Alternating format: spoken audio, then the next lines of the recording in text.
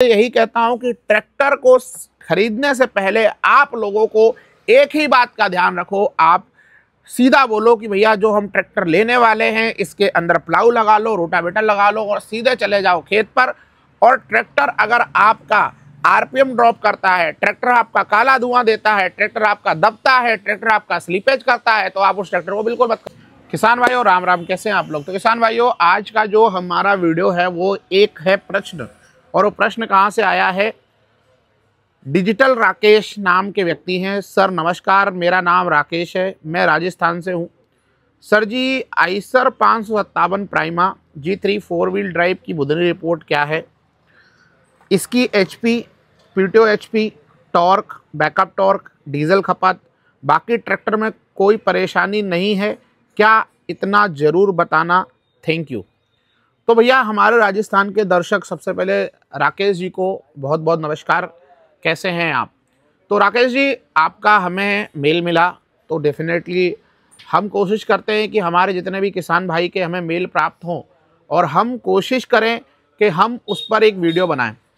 तो यहाँ पर किसान भाइयों Eicher 557 Prima G3 4 wheel drive की रिपोर्ट बुधनी की आ गई है।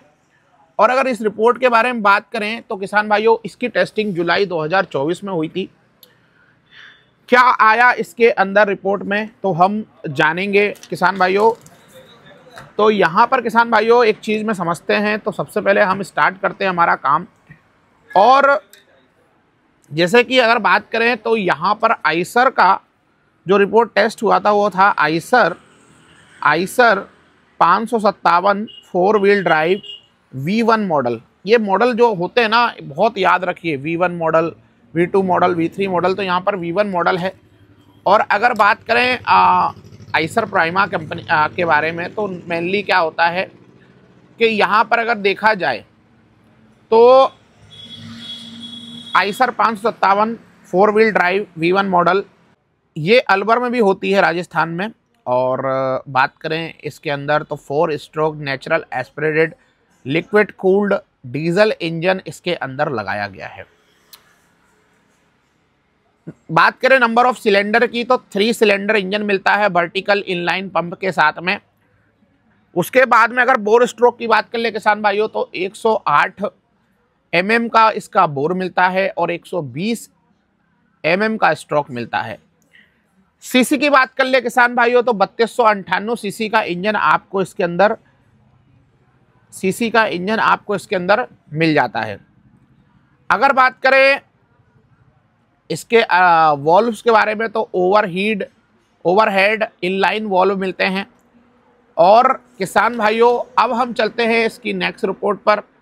तो यहाँ पर जो सबसे मेन इंपॉर्टेंट बात होती है वो बात होती है जो हमारे किसान भाई ने पूछा है कि सर इसका PTO पावर कितना रहेगा, इससे डीजल खपत कैसी रहेगी, टॉर्क कैसा रहेगा, बैकअप टॉर्क कैसा रहेगा। तो हम स्टार्ट करते हैं।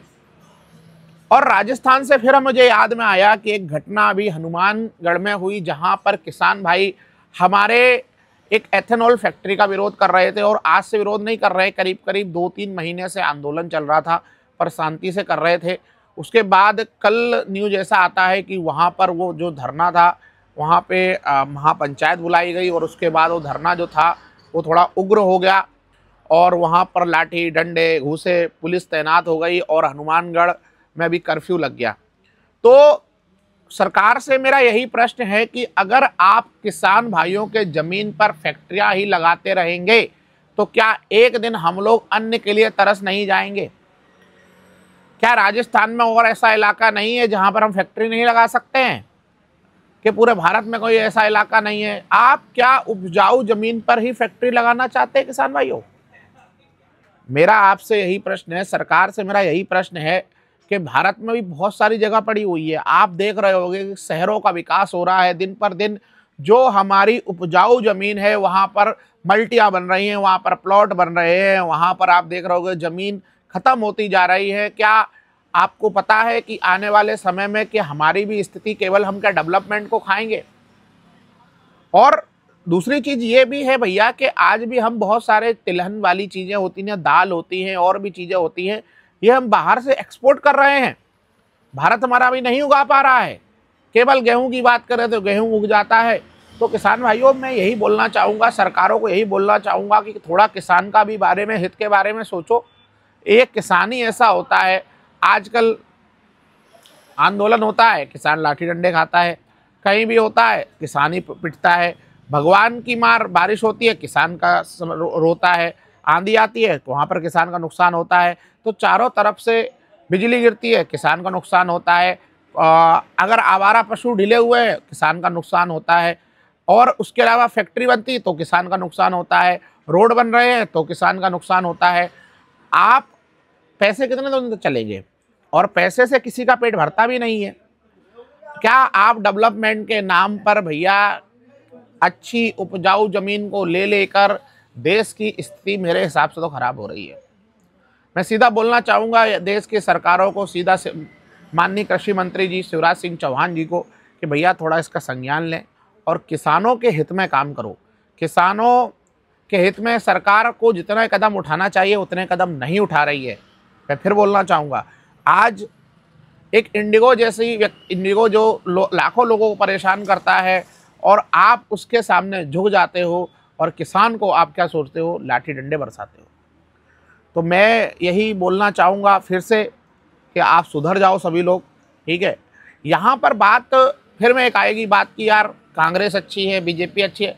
बात कांग्रेस की बीजेपी की है नहीं, बात यह है कि अगर किसान कह रहा है वहाँ पर फैक्ट्री उन्हें नहीं चाहिए तो नहीं चाहिए, आप कहीं और लगा लो भैया। मेरी सीधी सी बात है, किसान कह रहा है कि हम रोड हाईवेज के लिए, भैया आप तो एक काम करो ना, जहाँ किसानों के खेत हैं वहाँ पर आप ओवरब्रिज का निर्माण करके, भले डबल पैसा लगे लेकिन कम से कम हमारे देश की जमीन तो बचेगी ना। शहरों में ऐसा कैसे निर्माण हो जाता है, तो शहर तो जमीन बचाओ भैया, जमीन जभी बचेगी जब आप लोग उसके बारे में सोचेंगे। तो हम शुरुआत करते हैं हमारे वीडियो का, और किसान भाइयों अगर वीडियो अच्छा लगा हो तो लाइक ज़रूर कर दें, शेयर कर दें, है ना, तभी सरकारों तक ये बात पहुंचेगी, नहीं तो सरकार कहाँ सुनने वाली है किसी की, ठीक है। तो यहाँ पर जैसा मैंने बताया कि टेस्टिंग हुई बुधनी में, और टेस्टिंग के समय क्या हुआ कि कंपनी ने बोला कि हमारा ट्रैक्टर 33.83 किलोवाट का पीटीओ पावर देगा। लेकिन जब कंपनी में टेस्टिंग हुई, बुधनी में टेस्टिंग हुई, तो बुधनी में टेस्टिंग के बाद में क्या मिला वो भी मैं आपको बता देता हूं। तो यहाँ पर क्या मिला, 34.2 इंटू 1.34 का पीटीओ पावर मिलता है, मतलब करीब करीब इसके अंदर आपको 45.8 HP का पीटीओ पावर मिलता है, जो बुधनी प्रमाणित है, ठीक है। उसके बाद बात कर ले एसएफसी। एसएफसी मतलब होता है डीजल खपत। जैसे कि मान के चलो इस ट्रैक्टर का आरपीएम है 2100, और 2100 आरपीएम पे ट्रैक्टर अपनी मैक्सिमम पावर देता है, ठीक है। अब यहाँ पर बात करते हैं डीजल खपत की, तो यहाँ पर कंपनी ने 265 ग्राम पर किलोवाट आवर का एसएफसी डिक्लेयर किया, लेकिन जब बुधनी में टेस्टिंग हुआ तो मात्र 263 का यहाँ पर ग्राम पर किलोवाट आवर का आया। अब यहाँ पर किसान भाइयों बात करें, जैसे कि सर आपका प्रश्न है डीजल खपत, तो सर ट्रैक्टर डीजल खपत करेगा, जब इसका पावर लेगा तो डीजल खपत करेगा ही। उसके अलावा किसान भाइयों यहाँ पर बात करें टॉर्क के बारे में, तो कंपनी ने 172.6 Nm का टॉर्क को डिक्लेयर किया, और यहाँ पर कितना निकलता है, 191.8 Nm का टॉर्क बुधनी में निकलता है। अगर देखा जाए 50 HP के रेंज के ट्रैक्टर के बारे में बात की जाए, तो यहाँ पर 172 बहुत कम होता है, 191 भी बहुत कम है टॉर्क। थोड़ा सा टॉर्क को काम करना चाहिए, और कंपनी को थोड़ा ट्रैक्टर की ताकत को और भी बढ़ाना चाहिए। उसके अलावा किसान भाइयों बात कर ले बैकअप टॉर्क के बारे में, तो 26.4% का बैकअप टॉर्क निकला। अब किसान भाइयों मैं एक और बात आपको बता दूं, टॉर्क आसपास होते हैं, और बहुत सारे लोग बोलते हैं कि यार तिवारी जी, एक मैंने वीडियो डाला था सोनालिका वाला, तो सोनालिका का 275 Nm का टॉर्क है, लेकिन वो प्लाऊ पे अच्छा परफॉर्मेंस नहीं कर रहा था। तो कभी कभी ये भी होता है कि हर ट्रैक्टर की बुधनी टेस्टिंग तो होती नहीं है। जब 50 ट्रैक्टर 100 ट्रैक्टर खड़े हैं, उनमें से एक ट्रैक्टर को भेजा जाता है, तो हो सकता है वो ट्रैक्टर बहुत अच्छा निकले, और हो सकता है बहुत कम निकले। लेकिन यहाँ पर जैसे कंपनी ने खुद बोला कि 172.6 Nm का टॉर्क देगा, लेकिन कंपनी यहाँ पर आया 191, मतलब 172 से कम भी आ सकता है और 172 से ज़्यादा भी आ सकता है। इसको भी थोड़ा ध्यान में रखिए किसान भाइयों। और मैं तो हमेशा आपसे यही कहता हूं कि ट्रैक्टर को खरीदने से पहले आप लोगों को एक ही बात का ध्यान रखो, आप सीधा बोलो कि भैया जो हम ट्रैक्टर लेने वाले हैं इसके अंदर प्लाऊ लगा लो, रोटावेटर लगा लो और सीधे चले जाओ खेत पर। और ट्रैक्टर अगर आपका आरपीएम ड्रॉप करता है, ट्रैक्टर आपका काला धुआं देता है, ट्रैक्टर आपका दबता है, ट्रैक्टर आपका स्लीपेज करता है, तो आप उस ट्रैक्टर को बिल्कुल मत खरीदो।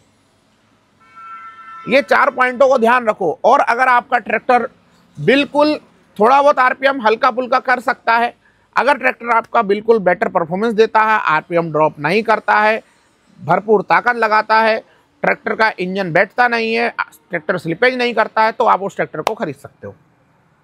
तो मेनली आपको ट्रैक्टर खरीदने से पहले मैं तो हमेशा यही बोलता हूं कि आप कंपनी वालों को बोलो भैया इस पे प्लाऊ लगा ले, रोटावेटर लगा ले और खेत पर ले चल। जब ट्रैक्टर परफॉर्मेंस करेगा मैं वही ट्रैक्टर ले लूंगा, ठीक है। और ये कंपनी वालों को भी बोलना चाहूँगा कि इस तरीके की व्यवस्था जरूर करना चाहिए। आपको अपने डीलर से हमेशा बोलना चाहिए कि 1-2 बीघा का खेत जरूर हो। जब आप डीलरशिप देते हो ना तो 1-2 बीघा का खेत होना चाहिए, जिससे क्या हो ट्रैक्टर की पहले टेस्टिंग हो और टेस्टिंग के बाद ही किसान को ले, तो क्या होगा कि किसान कभी भी प्रॉब्लम में नहीं फंसेगा, ठीक है। तो मैं ये आपको हमेशा बताना चाह रहा हूँ। तो किसान भाइयों आज के लिए इतना ही, मिलते हैं किसी नेक्स्ट वीडियो में। बहुत बहुत धन्यवाद, thanks for watching, Ram Ram ji.